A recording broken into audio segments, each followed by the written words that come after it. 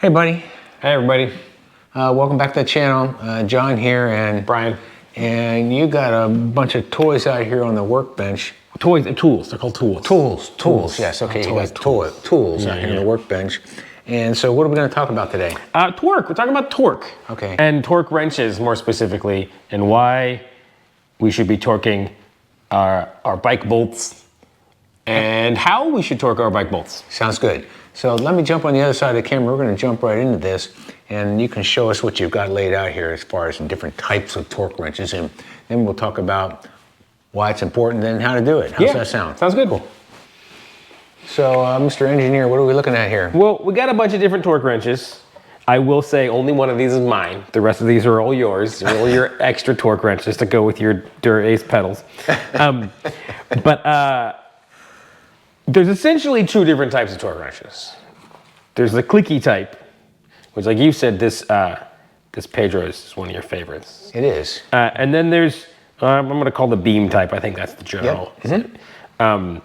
And the difference between them is that this one you set a torque on it of what you want it to be, and then when you wrench down on it, it gets a little click when you hit the right torque. The beam type just has like a gauge on it and a little needle. And as you start torquing, basically the needle moves and you just stop when you get to the number you want it to stop at. And now we've got little one here. This is for little torque. What is this? Goes up to 15 Newton meters. I don't know, what's that in inch pounds? It's like 100 inch pounds or something. We've got a kind of a medium sized one here. If you're torquing down bigger things. What's this one go up to? I don't know. Looks like 60 or something. Yeah. And then if you're doing something real serious, you got this monster one. I think the last time I used this one, I was putting a tow hitch on my car. It needed quite the torque going on there. Mm-hmm. And then, so we've got my little one. Now this isn't anything fancy. You can get much better versions of this. I just picked this up at an Autoport store because it was cheap, and I'm a cheapskate. And I actually only bought this because it was the first time I bought a new crankset, and I needed to torque those bolts down, and I wanted to make sure I got it right. This one is a similar concept where, I don't know if you can see that, it's got a little needle that moves and points to a gauge, and so you torque it down until it hits the thing. And then just honorable mention here, there's these preset ones that are kind of nice, which, you can't adjust it. It's already, I think these are probably set at 4 or 5 Newton meters, maybe. That one there is set at 5 Newton meters. That's from Feedback Sports. So it goes in here, and then when you torque it down, it'll give you the click when you hit your 5 Newton meters. Yeah. But you can't adjust it. So it's only good for bolts that are supposed to be torqued to 5 Newton meters. And they market that one there, and one of the reasons why I have it, so if I'm out in the middle of the wild and I need to move my brake caliper, that's the typical setting for a brake caliper, is 5 Newton meters. Yeah, and that's a pretty common torque setting for things. Yeah, so anyway, maybe we should move around here and just torque a bolt down, just to show you how to do this. All right, let's do that. Let me step over here and we'll work on my mountain bike. How about that? Sounds good. Okay, what you got, Brian? All right, so we got this this Pedro's one that we've used a bunch in a lot of the builds we've done here. Little yellow part here goes in and out. It's locked in when you push it in, you pull it out, and now you can turn it. And you'll see this little red line move up. And I'm gonna turn this until I get to the 5. And then if you want more accuracy, there's decimal places here. So I'm actually gonna go to the 0. So I know that I'm at 5.0. You see the 0 lines up. Yep. Right here. And where'd you find that number? We're going to torque that to 5. We're going to torque it to 5 because this torque specs say no more than 5.2, which is actually printed kind of on the inside of here. Most of them, they're printed either on the caps or somewhere. It's got, but this one's printed right here, 5.2 Newton meters. Don't confuse that with inch pounds. 5.2 inch pounds is quite a lot of torque. That's a lot of torque. So you just put it in here, and because this is a stem, you want to do this together. So I'm going to get it in here, and I got the ratchet set up to go on. I'm going to turn a little bit. Didn't click yet, but I want to do these together. Because when you're doing that faceplate, you want the spacing kind of equal between the two, unless it's otherwise specified from the manufacturer. Brian, I've done builds like that say, oh, we don't care about that, but we care about this. So I'm really just going this, and then it's just gonna click eventually when it tells me that I'm at the right. So I'm just going back and forth.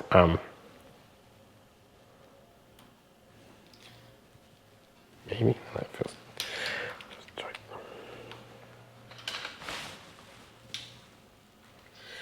Taking longer than I expected. Sure, this torque wrench is calibrated. Oh, there it is. Boom. You see how it gets that little click and that clip, and then you know. And then as you go down here, do the same to this one. Oh, there we go. And usually they'll kind of be even. Once you get one, the other one goes. Right. So yeah, that's how you use one of these clicky type. Really important for the health of these, because there's a spring in there. You always want to take it back to 0 when you're storing it and not using it, because otherwise you'll mess up the calibration. Hey, Brian, so how close is your bar torque wrench on this? I was just gonna check that out, actually. So here's my bar one that I got, cheap at an auto parts store. I'm just gonna put that same Allen head on it. And if I put this in here, I know we get the camera, and I start torquing it.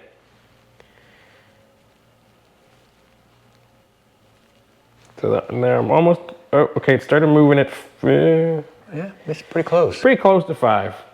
Yeah. And so you just move that until the dial hits the number you want to go to, and then you stop and you know you're torqued right. Okay. And we can even use these to check all the other torque specs. That's spot on. Oh, it might be, oh, there it goes. Yep, that's right on. Another nice thing to do is sometimes if you undo, oh, see, yeah, that wasn't quite 5. If you back it off a little bit, you can see the torque when you're unbolting, and then you can double check that you got that torque right. Right. So that's beam style. I prefer these because I don't take care of my stuff, and these don't really lose calibration. The only way they do is this thing gets bent, and you can just bend it back. As long as it's on 0 when you're on 0, right, it's never going to lose calibration. Yeah, and that little one I've got is, pretty unsophisticated. Little one from Feedback. Yeah, yeah. These are another beam style. These, this is a precision piece of machinery. You can send these back to the manufacturers to have them recalibrated. And some folks, highly recommend that too, taking it back periodically to have them recalibrated. Yeah, I imagine most shops have theirs calibrated some regular every 6 months, 1 year or something, because using them every day, they're going to really go out of spec. All right, you want me to drop over here on the other side now? Yeah. Okay. So folks in YouTube land, we are really fortunate to have with us a mechanical engineer who is spent hours and hours studying how bolts and torque settings work. One of the few B's I got in college. Oh, really? Was the machine design nut class. Oh no, really? Yeah. A B? Yeah. Oh well, boy. Only once.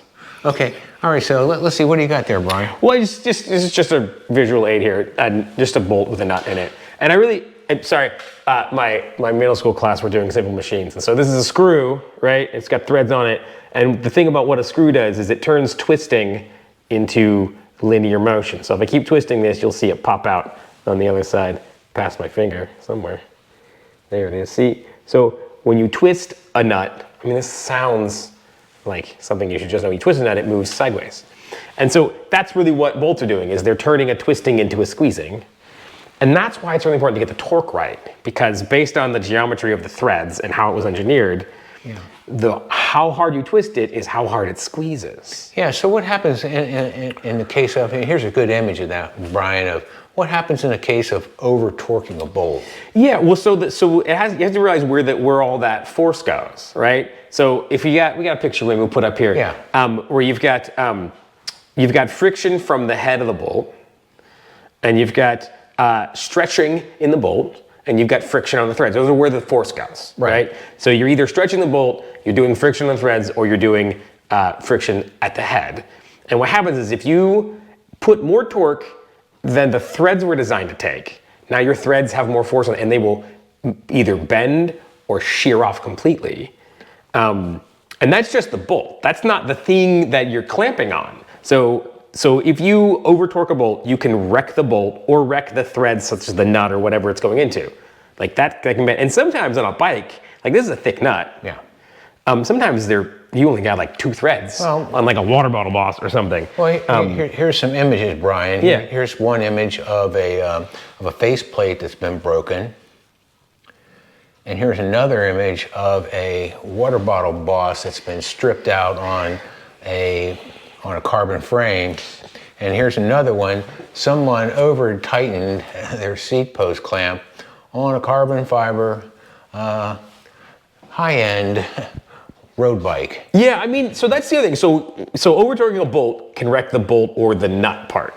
The other thing is, because part of that, the whole reason you're doing it is to squeeze things. If you over torque it, you over squeeze. And so if you over torquing like a carbon handlebar on the stem, you can actually crush the carbon, and now you're toast.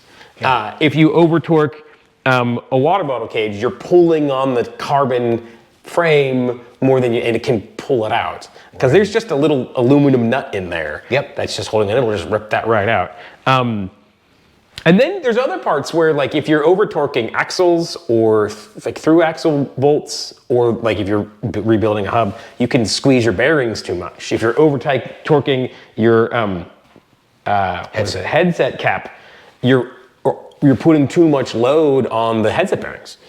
So the reason, like, those numbers are there for a reason, because someone got paid lots and lots of money to model in a computer exactly how hard all those things should be squeezed.